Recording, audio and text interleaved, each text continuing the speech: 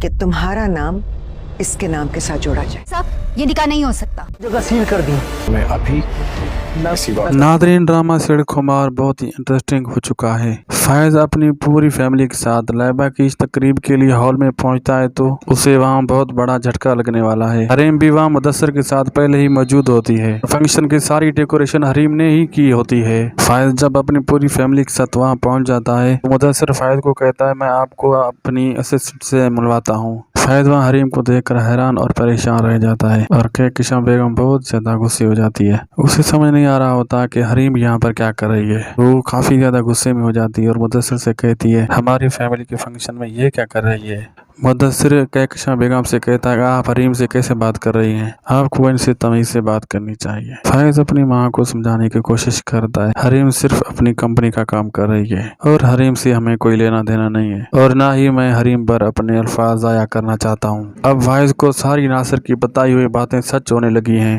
फैज की माँ हरीम से नाराजगी में और फैज से कहती है कि हरीम इस काबिल नहीं है कि तुम्हारा नाम इस्तेमाल कर सके, तुम्हें इसे अभी के अभी तलाक देनी होगी।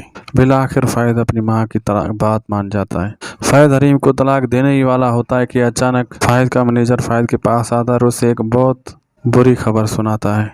वो फैज से कहता है कि हमारी फैक्ट्री और हमारे ऑफिस पर पुलिस ने छापा मारकर उससे क्लोज कर दिया, बंद कर दिया है। ये बात सुनते फैज बहुत काफी परेशान हो जाता है। उससे कोई समझ नहीं आ रहा होता कि क्या किया जाए। कहकशां बेगम फैज से कहती कि हमारे लिए बेहतर यही है, सबसे पहले हम हमना की शादी करें, उसे यहाँ से रुखसत करें। सलमा कहकशां की बातें सुन रही होती है। उसे पता चल जाता है ये लोग अब मुझे कुछ भी नहीं दे सकते। जब निकाह की तकरीब शुरू होती है तो सलमा मौलवी साहब को रुखसत देती है और कहती है कि ये शादी नहीं हो सकती, ये लोग बहुत बड़े धोखेबाज और फ्रॉड हैं, इन्होंने हमारे साथ बहुत बड़ा धोखा किया है। कहकशां बेगम पर तो क़यामत टूट पड़ती है। उसे समझ कुछ नहीं आ रहा होता सलमा ये सब क्यों कर रही है। कहकशां बेगम सलमा की मिन्नतें समाजत करती है और कहकशां बेगम की कोई बात नहीं सुनती। सलमा अपने बेटे की बारात बगैर दुल्हन की वापस लेकर चली जाती है। सलमा कहकशां बेगम की कोई भी बात नहीं सुनती।